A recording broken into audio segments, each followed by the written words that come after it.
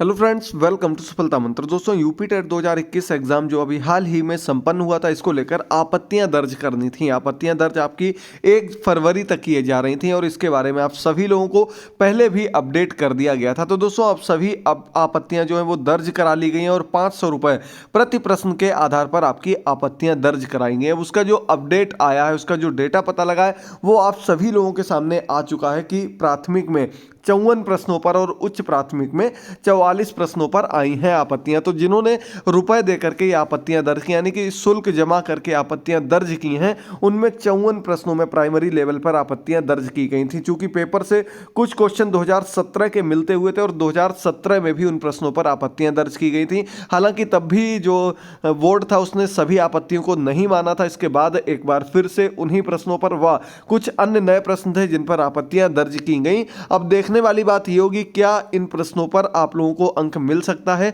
या नहीं मिलेगा। तो सबसे पहले आपको पूरी अपडेट दे देते हैं। देख लीजिए आपको कि यूपी टेट की उत्तर कुंजी में प्राथमिक स्तर पर 54 और उच्च प्राथमिक स्तर पर 44 प्रश्नों पर आपत्ति की गई। सचिव परीक्षा नियामक को 3000 आपत्तियां मिली हैं। अब पीएनपी विशेषज्ञों से आपत्ति वाले प्रश्नों की जांच कराएगा। इसका 23 फरवरी को संशोधित आंसर की आएगी, यानी कि लगभग आपको 20 दिन का समय ये पीएनपी लेने वाला है और उसके बाद आपकी संशोधित आंसर की आएगी। आपने जो 54 प्रश्नों पर आपत्तियां दर्ज की हैं उन पर विशेषज्ञों की राय ली जाएगी। उन पर जो आपने प्रूफ लगाए हैं उनको चेक किया जाएगा। इसके बाद देखा जाएगा कि कितने प्रश्नों पर कितने प्रश्नों पर अंक दिए जा सकते हैं।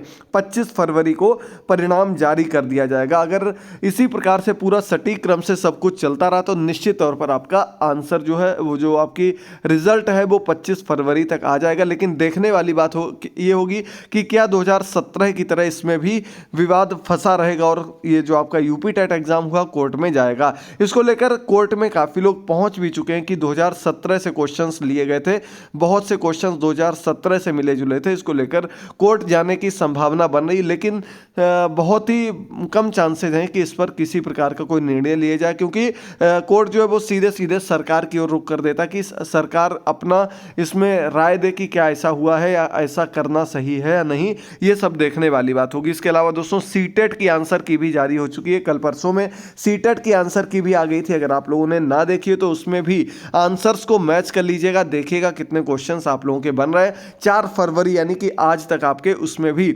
सीटेट में आपत्तियां ली जाएंगी। आप लोग उसकी ऑफिशियल वेबसाइट पर प्रति प्रश्न के आधार पर 1000 रुपये, इसमें आपके 500 रुपये लिए गए थे, उसमें आपको 1000 रुपये शुल्क भुगतान करना है। जिसके बाद आप लोग आपत्तियां दर्ज कर सकते हैं। जिन भी प्रश्नों में आपको आपत्तियां हों वो प्रश्न आपको उसमें चेक करके दर्ज कर देने हैं। चूंकि पेपर ऑनलाइन सिस्टम से हुआ था तो आपत्ति देना उसमें थोड़ा इजी हो जाता है। तो आप लोग देखिएगा और आपत्तियां अगर लग रही हैं तो उनको जरूर दर्ज कराइएगा, क्योंकि 1-2 अंक से यदि आप लोग रह जाएंगे तो वो हमेशा के लिए रह जाता है। और यदि ऐसा नहीं होता तो निश्चित तौर पर आप लोगों को अंक मिल जाएगा और आप लोग पास हो जाएंगे।